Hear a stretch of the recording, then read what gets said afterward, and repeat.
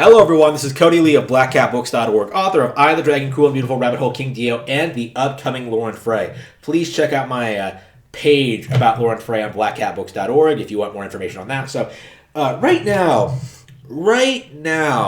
I am playing through Banjo Kazooie on Nintendo Switch Online expansion, and it's great. It is flawless. It is better, I think, than I remember it, because last time I played the Xbox version, and that made like some minor adjustments, and I was kind of telling myself that, like, man, maybe that version is better because you don't have to mess around with the note collecting so much. Really, honestly, I hardly notice the note collecting thing because I've played this game so many times. I typically go to a level, get all the notes right away, get all the jiggies right away, and then move on to the next level, right? Like, I know what I'm doing in Banjo Kazooie.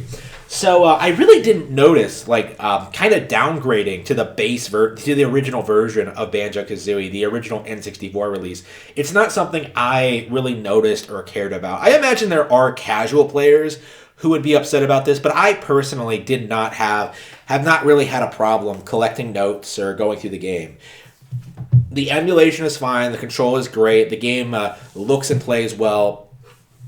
It's an outright gem. Like, Nintendo has done nothing but, like, just knock it out of the park with these Nintendo Switch Online picks. So, like, everything they've put out has been like an 8 out of 10 at the very least. Like, Mario Tennis is probably one of the weaker games on there, and that's considered a classic among some circles. I prefer stuff like Star Fox, like Sin and Punishment, like Paper Mario, and this. But Banjo Kazooie is probably the best 3D collectathon ever, like one of the best 3D collectathons ever made. I don't consider Super Mario 64 that great of a collectathon, even though it's probably a better game overall because of how the levels are structured and how, like, you have to go back multiple times, like, go through the paintings again and again, and, like, have things be slightly different and do certain things. I don't like that aspect of it. Banjo Kazooie had the brilliant idea of just have all 10 jiggies just lying around a level, and you have to go find them. That's it. Like, that's all you have to do, really. And it sounds so simple, and it is, but because of the way the game is structured, because of how well it's presented, because of its creativity, because of the variety of the levels, with their gimmicks, with their features, like, you end up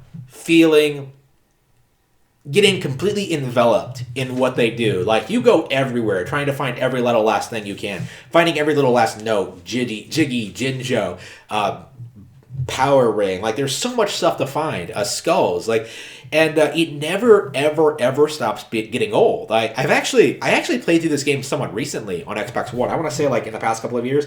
I believe I streamed it. I can't remember if I did. I believe I did. Right, and playing through it again, I have to say, like, yeah, this is one of those games that I really should be playing every single year. It really is just one of those games that I just really, really enjoy, really, really love, and really cannot praise enough. Banjo Kazooie is an absolute classic.